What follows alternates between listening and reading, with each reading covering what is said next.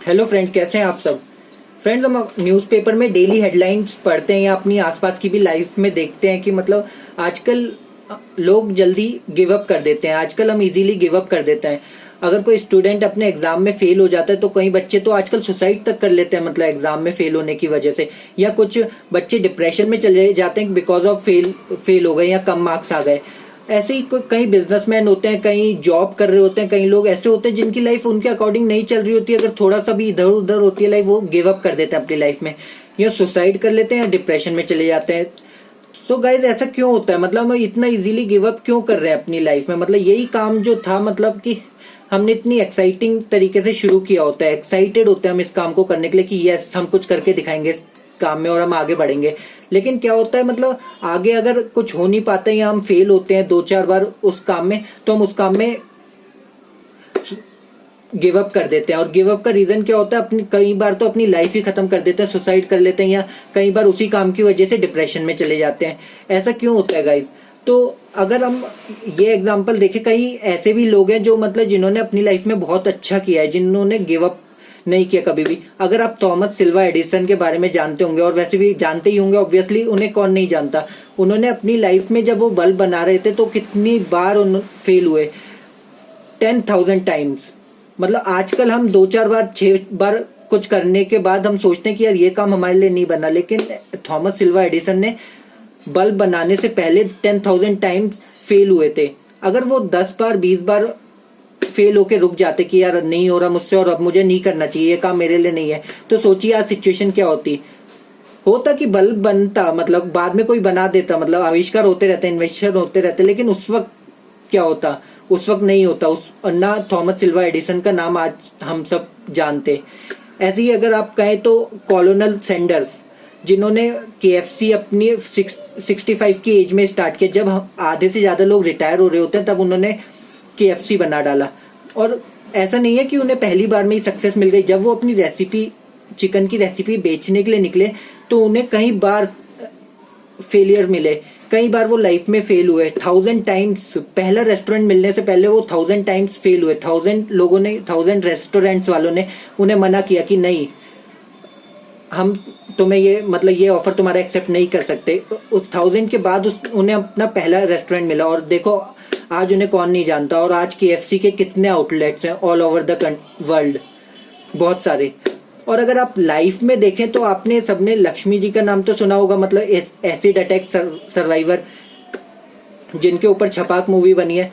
उनकी लाइफ कैसी हो गई थी, मतलब एसिड अटैक के। और ये तो मैं एक एग्जांपल दे रहा हूँ, ऐसे कई एग्जांपल होंगे जिनकी लाइफ बहुत बुरी हो जाती है, लेकिन तब भी वो अपनी लाइफ में गिव अप करने से मना कर देते हैं, तब भी वो अपनी लाइफ में आगे बढ़ते रहते हैं। तो ऐसा क्यों होता है, मतलब कि कुछ लोग गिव अप इजीली कर देते हैं, कुछ लोग गिव अप नहीं करते, कुछ लोग मना कर देते हैं गिव अप करने के लिए। सो गाइज, हमें बस ये समझना होगा कि मतलब हमारी लाइफ में अपॉर्चुनिटी आती रहती है। अगर एक अपॉर्चुनिटी आई तो इसका मतलब ये नहीं है कि ये लास्ट अपॉर्चुनिटी है, अगली अपॉर्चुनिटी आएगी, अगली में फेल हो गए उसके बाद अगली आएगी। मतलब ऐसा नहीं है कि लाइफ में अगर हम कहीं भी फेल हो जाते हैं, स्टक हो जाते हैं, उसके बाद इसका मतलब ये नहीं है कि अगली अपॉर्चुनिटी नहीं आएगी, हमारी जिंदगी खत्म हो गई। मतलब अगर स्कूल में फेल हो गए तो हम सोचते हैं हमारी जिंदगी खत्म हो गई, लेकिन ऐसा थोड़ी ना होता। मतलब कहीं बहुत बड़े बिजनेसमैन से बहुत बड़े लोग हुए हैं लाइफ में, मतलब जिनके बारे में आपने पढ़ा होगा, जिन्होंने स्कूलिंग तक नहीं की है, वो आज इतनी आगे पहुंच चुके हैं अपनी लाइफ में। तो ऐसा नहीं है कि स्कूल में अगर आप एक में एग्जाम में फेल हो गए, बिजनेस में फेल हो गए तो आपकी लाइफ खत्म हो गई। अपॉर्चुनिटी हर किसी के पास आती रहती है, मतलब हमें हर अपॉर्चुनिटी ग्रैस्प करनी है और बस हर अपॉर्चुनिटी में अपना बेस्ट शॉट देना है।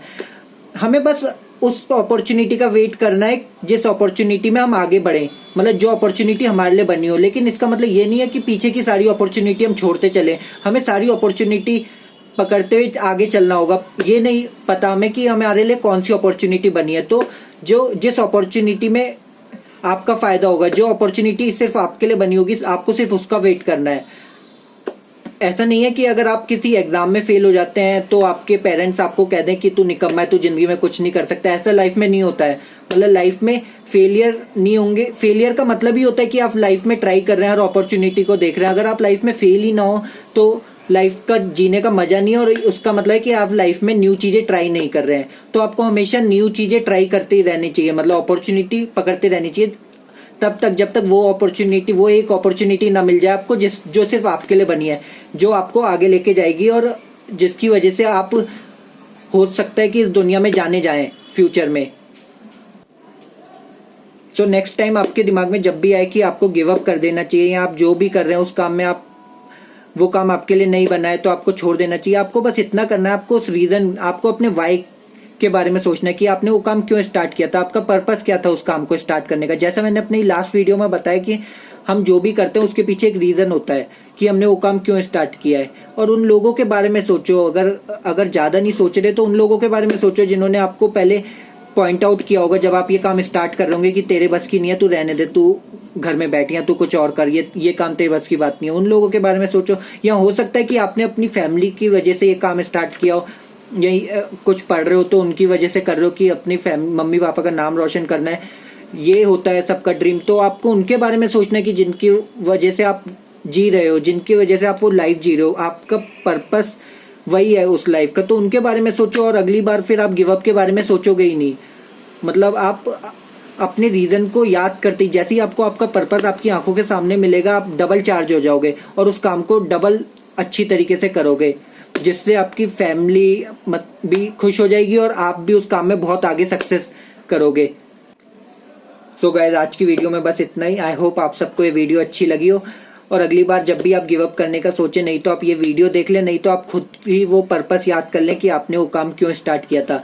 तब आप लाइफ में कभी गिव अप नहीं करेंगे आप, और डबल चार्ज अप हो जाएंगे और डबल प्रोडक्टिव तरीके से वो काम दोबारा करेंगे। सो गाइस, अगर आपको ये वीडियो अच्छी लगी हो तो लाइक, कमेंट, शेयर, सब्सक्राइब कर देना यार। Thank you.